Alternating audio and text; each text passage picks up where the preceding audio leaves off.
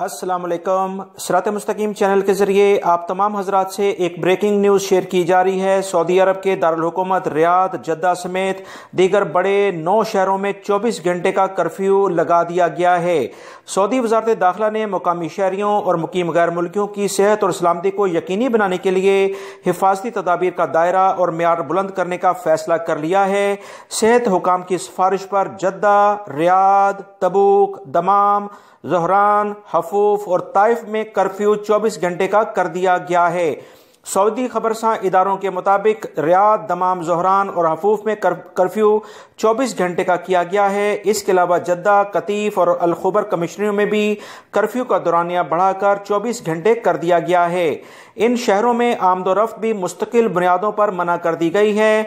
अमल दरामद पीर से शुरू कर दिया जाएगा।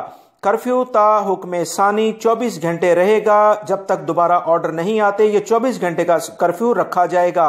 24 घंटे के कर्फ्यू से सरकारी और प्राइवेट सेक्टर्स के अहम शोबों के मुलाजमीन मुस्तस्ना होंगे। ऐसे कारकुन जिन्हें कर्फ्यू के दौरान ड्यूटी जाना जरूरी होगा, शाही हुक्मनामे के मुताबिक वो इस पाबंदी से मुस्तस्ना होंगे। दूसरा फैसला ये किया गया है कि 24 घंटे कर्फ्यू के दौरान इन शहरों में और इनकी कमिश्नरियों में सऊदी और मुकीम शहरियों को इंतहाई ज़रूरी काम के तहत घरों से बाहर निकलने की इजाज़त दी जाएगी। मिसाल के तौर पर इलाज, मुआलजे और खाने पीने की अशिया हासिल करने के लिए मोहल्ले के लोग अपने मोहल्ले के दायरे में घरों से सुबह 6 से लेकर दोपहर 3 बजे तक निकल सकते हैं। इसके अलावा दीगर तमाम किस्म की जो नकलो हरकत है वो बंद कर दी गई है।